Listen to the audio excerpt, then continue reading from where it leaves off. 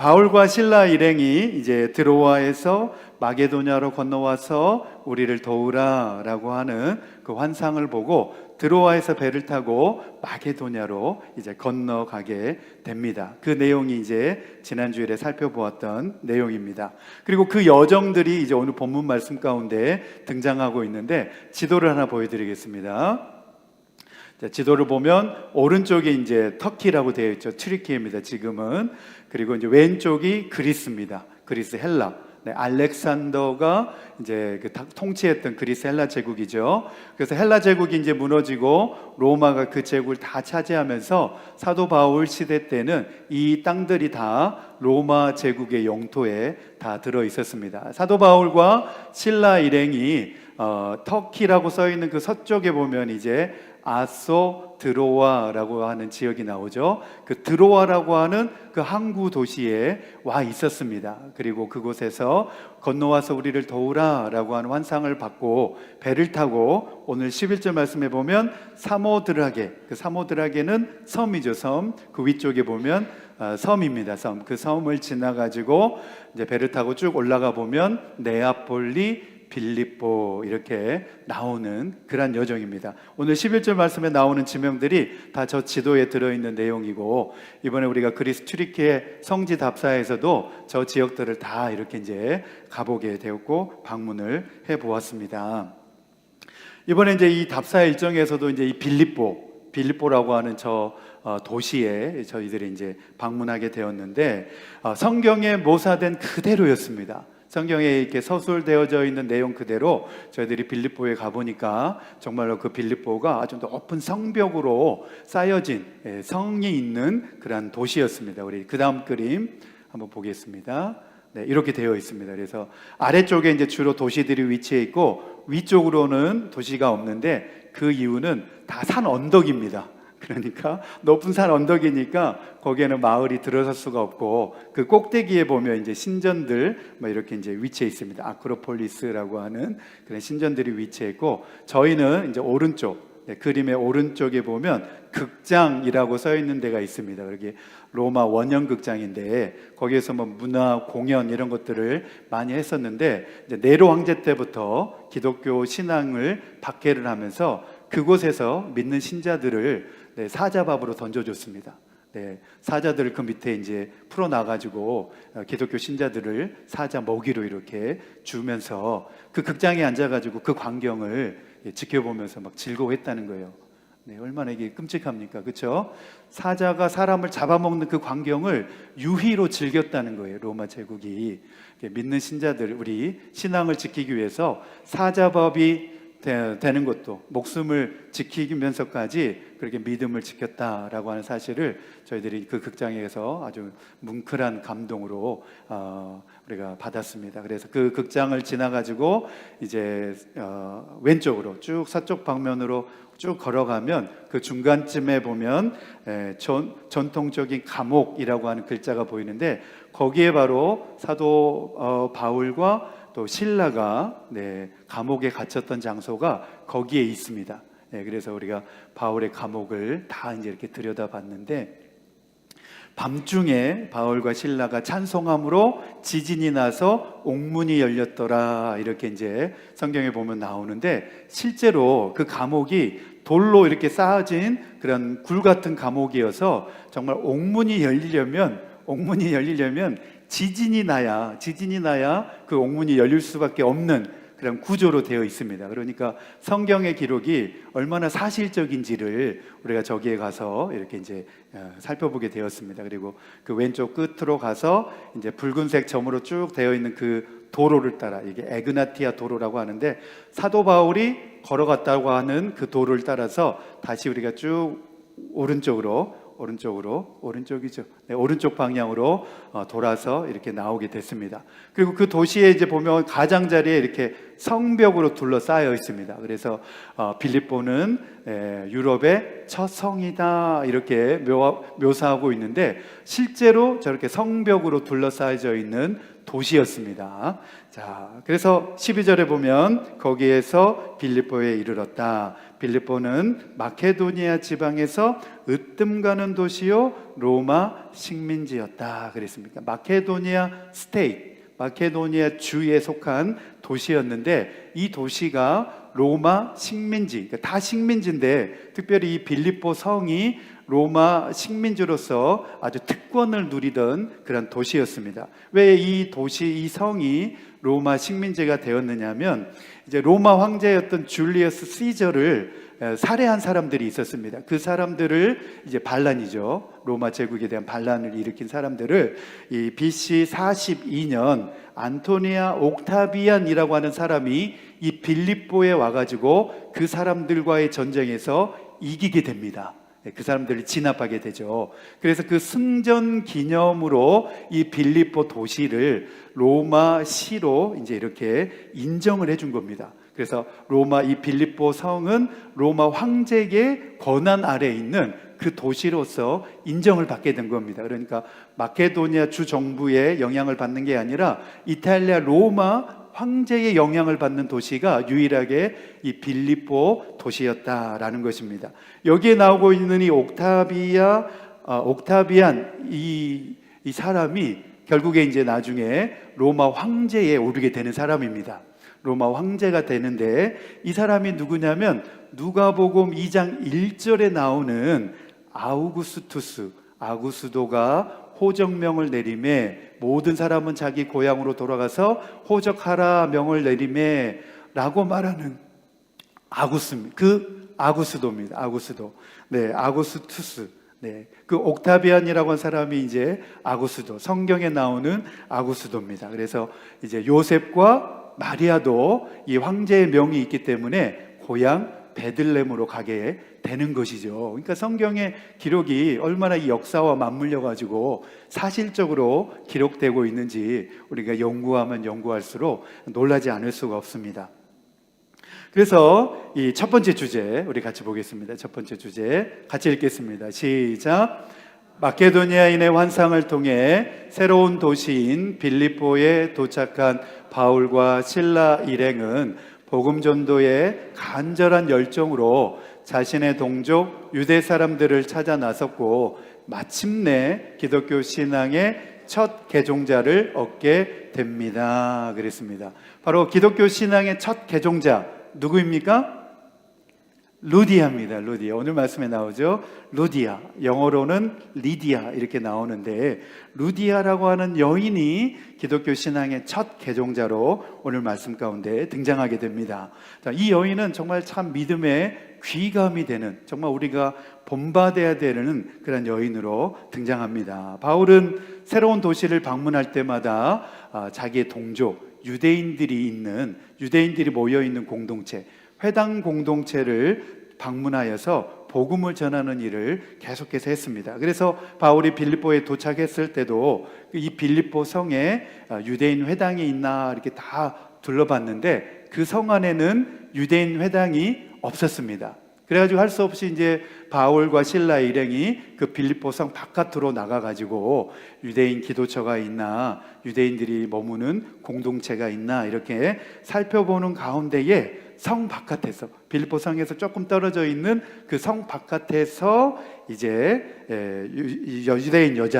유대인 여자들이 모여 있는 것을 발견하게 됩니다. 그 성 밖 강가에 이제 유대인 여자들이 모여 가지고 있는 광경을 보고 그곳으로 이제 다가가게 됩니다. 저도 이제 이 루디아 기념교회, 그 빌립보 성 바깥에 루디아 기념교회가 거기 세워져 있는데 루디아 기념교회 이제 가면서 제가 구글 맵을 꺼냈습니다. 그래서 성경에 보니까 성 밖 강가에서 루디아를 만났다 이렇게 되어 있어가지고 맞나 이렇게 이제 확인해 보려고 구글 맵을 딱 꺼내 보니까 실제로 그 빌립보 성 그 산 쪽으로부터 해가지고 이 루디아 기념교회가 있는 그쪽으로 해서 강이 이렇게 흐르고 있는 그림 이게 지도가 보이는 거예요. 그런데 이제 루디아 기념교회에 들어가 보니까 강은 안 보이는 거예요. 그래서 우리를 안내해 주시는 가이드 선교사님에게 성경에 보면 사도 바울이 강가에서 루디아를 만났다고 했는데 실제로 이 구글 맵에는 강이 흐르고 강이 있네요. 이렇게 구글 지도에는. 그러니까 이제 선교사님이 한번 여러분 조용히 한번 해보세요. 한번 말하지 말고 한번 조용히 한번 들어보세요. 그러는 거예요. 그래서 이제 다 이제 조용히 이제 들어보니까 저 어딘가에서 막 물소리가 막 들리는 거예요.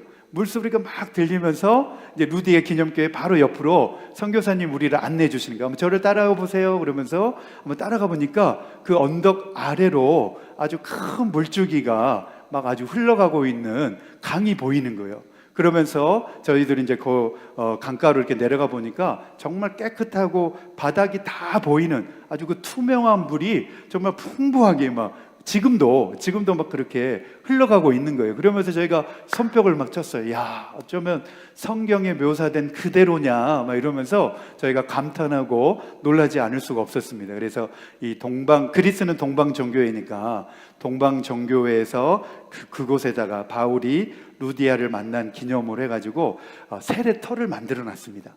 그래가지고 지금도 그곳에서 그 강물에서 동방종교에서는 세례를 이렇게 지금 주고 있다고 합니다.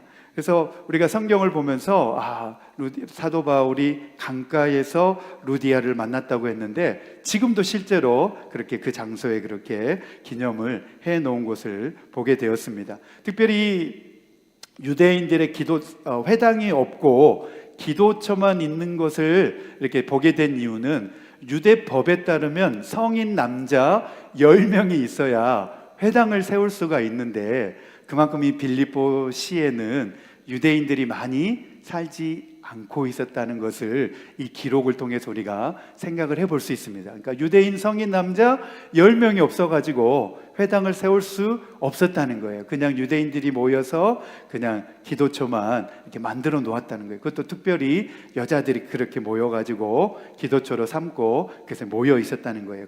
그만큼 이 빌립보에는 그때 당시에 사도 바울이 방문하였을 당시에 유대인들이 많이 살고 있지 않았다라는 사실을 우리가 생각을 해볼 수가 있습니다. 우리 사도행전 16장 13절에서 14절 말씀 같이 읽겠습니다. 시작. 안식일에 성문 밖 강가로 나가서 유대 사람이 기도하는 처소가 있음직한 곳을 찾아갔다. 우리는 거기에 앉아서 모여든 여자들에게 말하였다. 그들 가운데 루디아라는 여자가 있었는데 그는 자색 옥감 장수로서 두아디라 출신이요 하나님을 공경하는 사람이었다. 주님께서 그 여자의 마음을 여셨으므로 그는 바울의 말을 귀담아 들었다. 할렐루야. 네, 저와 여러분이 하나님의 말씀을 이 루디아처럼 귀담아 들어야 될 줄로 믿습니다. 아멘, 아멘. 우리가 이 실제로 루디아 기념교회를 이렇게 이제 방문하면서 우리가 루디아가 바울을 만났던 그 상황을 우리가 상상해 보면서 우리가 말씀을 우리가 이제 생각해 보았는데 그곳에서 바울 일행은 두아디라 출신의 자색 옥감 장사라고 하는 루디아라는 여자를 만나게 됩니다. 제가 이제 어릴 때는 개역 그 흠정력 성경에는 자주장사 루디아를 만났다 이렇게 돼 있어가지고 루디아가 자두를 팔았나 이렇게 이제 생각을 하기도 했는데 나중에 지나서 알았습니다. 이게 먹는 자두가 아니고 옷감 장사구나. 이 옷감 장사를 하던 사람이구나. 특별히 이제 이 루디아는 고향이 두아디라입니다. 두아디라는 이 빌립보에서 이 튀르키예 쪽으로 떨어져 있습니다. 튀르키예 이제 서쪽 내륙 지방으로 이제 가보면 두아디라라고 하는 지역이 나오는데 도심 한가운데 있습니다. 그래서 이번에 이제 저희가 또 성지팀이 이제 거기 이제 가봤는데 요한계시록에 보면 두아디라 교회 이렇게 나오죠. 두아디라 교회. 그래서 이 루디아의 고향 두아디라도 우리가 이제 방문을 해 보았는데 일찍이 이 두아디라라고 하는 지역은 교통의 요충지였습니다. 그래서 일찍이 상업과 무역이 발달한 지역이었습니다. 그래서 그 지역에서 자라난 루디아가 이 상업을 위해서 유럽 빌립보라고 하는 지역까지 이제 상업 경제 활동을 위해서 자색 옷감 장사를 하기 위해서 오게 된 거죠. 뿐만 아니라 그녀는 하나님을 공경하는 유대 사람이다 이렇게 되어 있습니다. 유대인들은 태어나면서부터 유대교 신앙을 갖게 되죠. 남자아이들은 태어난 지 8일 만에 할례를 받게 되고, 여자들은 뭐 할례를 행하지 않지만 태어나자마자 유대교 신앙을 갖게 됩니다. 그래서 유대교 신앙을 가지고 있는 루디아를 만나게 됩니다. 아마도 자기 고향 두아디라에 있을 때 유대 회당에서 어릴 때부터 유대교의 가르침을 받고 자라났다, 이렇게 생각을 해볼 수 있습니다. 우리 사도행전 16장 14절에서 15절 말씀 같이 읽겠습니다. 시작. 그들 가운데 루디아라는 여자가 있었는데 그는 자색 옥감 장수로서 두아디라 출신이요 하나님을 공경하는 사람이었다. 주님께서 그 여자의 마음을 여셨으므로 그는 바울의 말을 귀담아 들었다. 그 여자가 집안 식구와 함께 세례를 받고 나서 나를 주님의 신도로 여기시면 우리 집에 오셔서 묵으십시오 하고 간청하였다. 그리고 우리를 강권해서 자기 집으로 데리고 갔다. 아멘, 아멘. 정말 이 대목이 너무나 감동으로 다가오고 있지 않습니까? 이 루디아라고 하는 여인은 참으로 심성이 곱고 착한 여인이라는 것을 이 대목을 통해서 우리가 생각해 볼 수 있습니다. 우리 모든 믿는 성도들에게도 너무나 귀감이 되는 모습을 이 본문 말씀 가운데서 보여주고 있는데, 그래서 우리 한국 교회들은 여선교회 이름을 루디아 선교회 해가지고 루디아의 신앙을 본받자, 그래가지고 여선교회 이름을 루디아 선교회 이름으로 이렇게 많이 짓기도 했습니다. 첫 번째로는 이 루디아는 바울이 전하는 말을 귀담아 들었다는 거예요. 할렐루야. 저와 여러분이 하나님의 말씀을 귀담아 듣는 마음을 갖게 되기를 소망합니다. 그리고 순전한 믿음으로 자기뿐만 아니라 자기 집안 식구까지 세례를 받게 했다는 거예요. 자기뿐만 아니라 자기 집안 식구들까지 예수님을 믿게 하고 세례를 받도록 그렇게 안내를 했다는 것입니다. 우리는 나도 구원받아야 되고 우리 가정 식구들도 구원받아야 되는 줄로 믿습니다. 여러분 한번 잘 생각해 보시기 바랍니다. 어느 날 낯선 사람이, 이 사도 바울이라고 하는 사람이, 그때는 뭐 사도인지도 몰랐죠. 바울이라고 하는 사람이 곁으로 와가지고 루디아 외에도 여러 여자들이 모여들었지만 마음을 열고 그 말씀에 귀담아 들은 사람은 루디아밖에 없었다는 거예요. 사도 바울이 복음을 전하는 것을 귀담아 듣고 그것을 마음에 받아들였다는 거예요. 그래서 제가 이 말씀을 보면서 그런 생각을 가져보게 되었습니다. 은혜를 받는 것은 누구에게나 다 열려져 있지만 그러나 아무나 받는 것은 아니다, 그런 생각을 제가 가져보게 되었습니다. 이 자리에도 이렇게 다 나와서 앉아 계시지만 다 누구에게나 은혜를 받을 수 있는 기회가 다 열려져 있지만 그러나 그 은혜를 아무나 받는 건 아니구나라는 생각을 해보면서 설교를 전하는 저는 위로를 받게 됐습니다. 위로를 제가 받게 됐습니다. 우리는 마음밭이 좋아야 될 줄로 믿습니다. 우리는 마음밭이 루디아와 같은 마음밭이 되어서 정말 그 말씀을 사모하는 마음으로 우리가 그 말씀을 기대하고 받아야 되는 줄로 믿습니다. 왜냐하면 말씀이 우리 영혼을 살리는 영의 양식이기 때문에 그렇습니다. 우리 하나님의 말씀이 우리 영혼 가운데 들려지고 우리 마음 가운데 들어오면 우리의 영혼이 살아나고 소생되어지는 줄로 믿습니다. 말씀을 듣지 않으면 영혼이 힘을 잃고 시들시들해지고 소생되어지지 않는 거죠. 그러면 그런 사람들은 자기 육신의 생각대로, 육신의 정욕 따라 살아가기 마련입니다. 그러니까 육신이 좋아하는 대로, 내 감정대로, 내가 원하는 대로, 내 욕심대로 살아가기 쉽습니다. 그렇다 보면 뭐가 문제냐? 그 마지막은 결국은 멸망길로 간다는 것입니다. 육신의 뜻대로, 육신의 감정대로, 내 고집대로 막 그렇게 원하는 대로 살아가는 사람은 그 끝이 어디냐? 멸망길이라는 것입니다. 우리는 하나님의 말씀을 듣고 생명길로 나아가야 될 줄로 믿습니다. 시편 32편 말씀에 보면 은혜 받을 만한 사람의 자격과 조건에 대해서 말씀하고 있습니다. 뭐라고 말씀하고 있냐면 그 마음에 속임수가 없는 그 사람, 그는 복되고 복되다 그랬습니다. 우리 개역개정에는 마음에 간사가 없고 여호와께 정죄를 당하지 않는 자는 복이 있도다 그랬습니다. 마음에 간사함이 없어야 된다는 거예요. 간사함.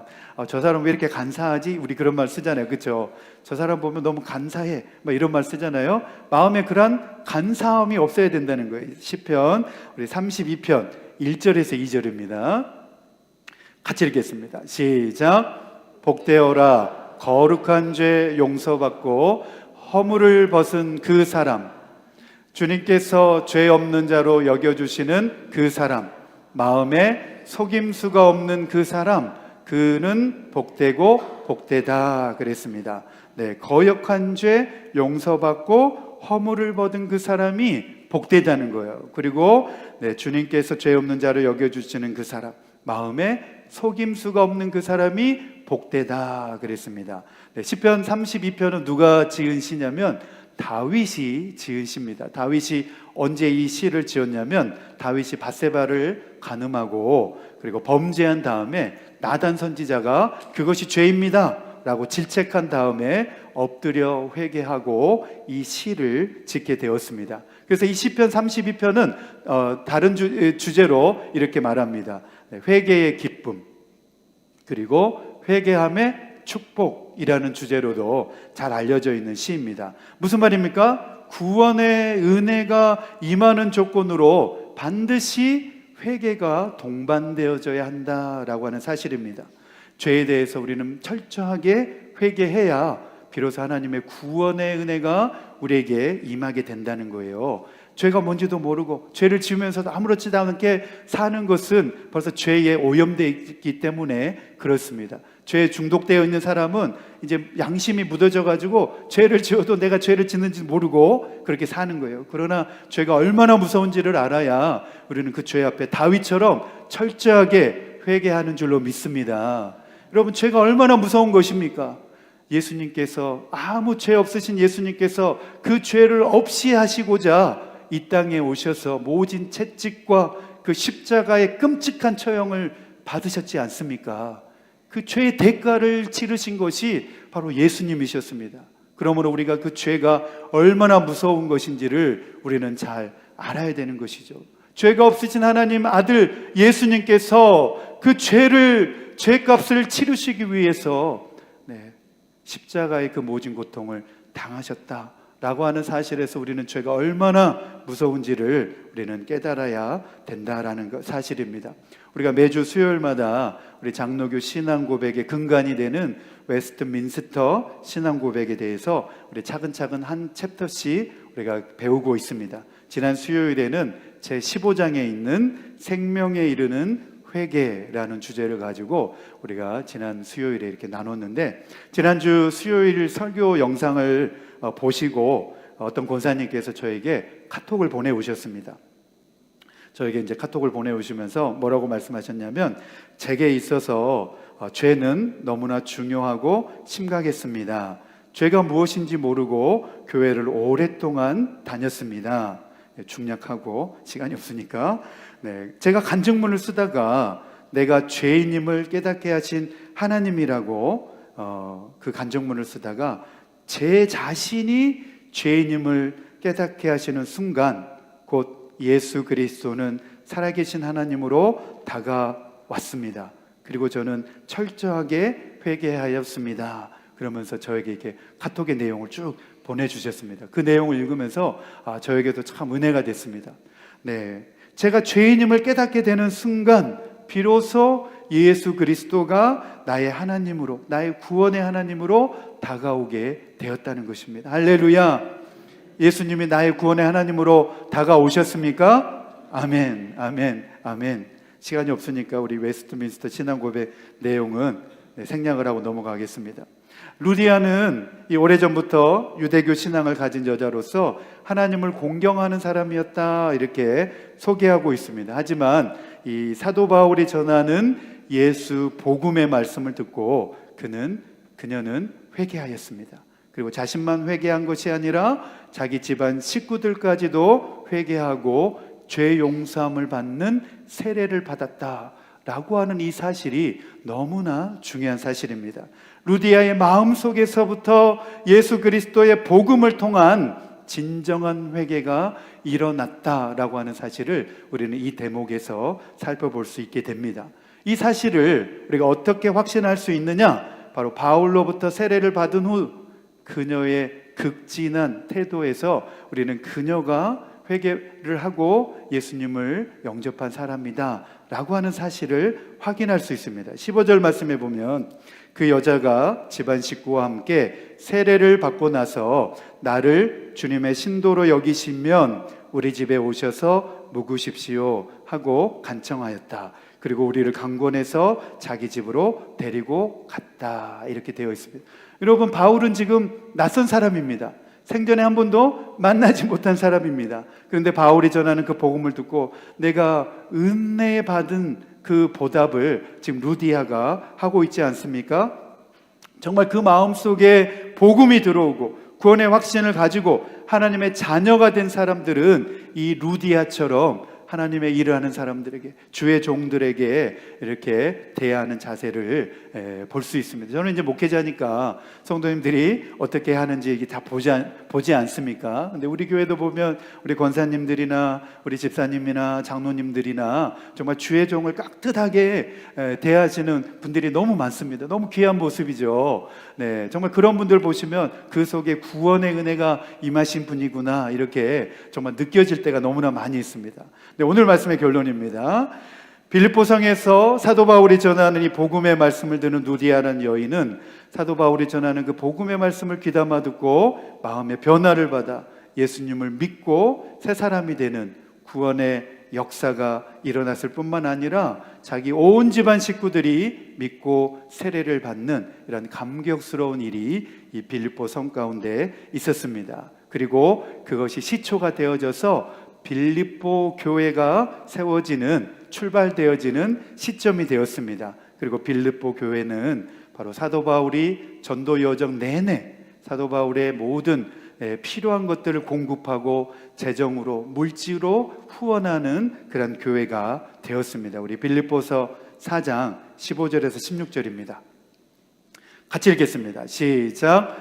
빌립보의 교우 여러분, 여러분도 아는 바와 같이 내가 복음을 전파하던 초기에 마케도니아를 떠날 때에 주고받는 일로 나에게 협력한 교회는 여러분밖에 없습니다. 내가 데살로니가에 있을 때에도 여러분은 내가 쓸 것을 몇 번 보내어 주었습니다. 그랬습니다. 여러분, 루디아의 이 믿음으로 세워진 빌립보 교회가 사도 바울이 선교하는 여정 내내 그 후원금을 보내가지고 사도 바울이 선교할 수 있도록 아낌없이 지원했다고 하는 것은 바로 이 루디아의 신앙의 모범에서 우리가 잘 생각해 볼 수 있고 또 우리의 믿음의 귀감으로 삼을 수 있는 내용이다, 이렇게 생각할 수 있습니다. 우리 실천을 위한 적용 첫 번째, 우리 같이 읽겠습니다. 시작. 하나님의 말씀과 복음 앞에서 다친 마음과 완고한 태도를 내려놓고 순전하고 겸손한 마음으로 받고 심령으로 새롭게 변화를 받겠습니다. 아멘, 아멘. 우리는 하나님의 말씀 앞에 순전하고 겸손한 마음으로 그 말씀을 받아야 되는 줄로 믿습니다. 네, 그래야 우리에게 희망이 있고 소망이 있는 것입니다. 우리의 영혼이 소생되어지는 것입니다. 두 번째입니다. 시작. 마음에 속임수가 없는, 거짓 없는 믿음의 성도로서 다른 사람들에게 귀감이 되고 예수 믿는 사람으로서 세상에 빛과 소금의 사명을 다하겠습니다. 아멘, 아멘. 내가 구원받은 사람이라고 한다면 내가 구원받은 성도로서 사람을 살아내야 되는 줄로 믿습니다. 그래서 우리 루디아처럼 거짓 없는 믿음으로 다른 사람에게 귀감이 되고 예수님을 드러내고 세상의 빛과 소금의 사명 감당하는 저와 여러분 되기를 축복합니다. 아멘, 아멘. 오늘 말씀 우리 생각하시면서 우리 6월 주제 찬양인데 우리 나를 통하여 우리 찬양하시고 우리 준비한 예물 우리 하나님을 돌려드리겠습니다. 다 자리에 일어나시겠습니다. 다 일어나서 나를 통하여 우리 찬양하시겠습니다.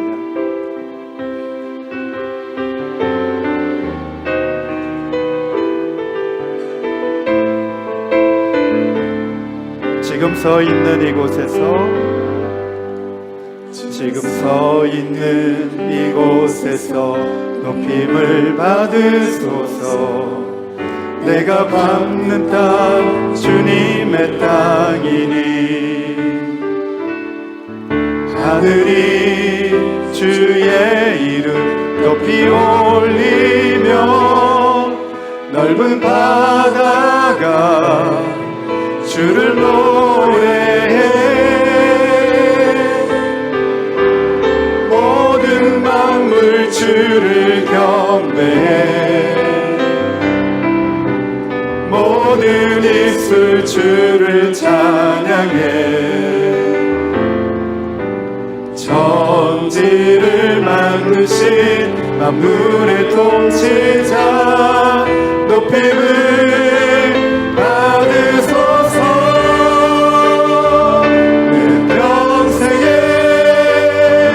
주의 이름 높이며 어느 곳에 서든지 주님을 예배하리라 내가 밟는 모든 땅 아버지의 영광이 선포되야 하리 찬양하며 주님을 예배할 때 하늘 가득한 주의 영광 보이라 나를 통하여 나의 인수를 위하여 주의 이름 높임을 받으소서. 아멘.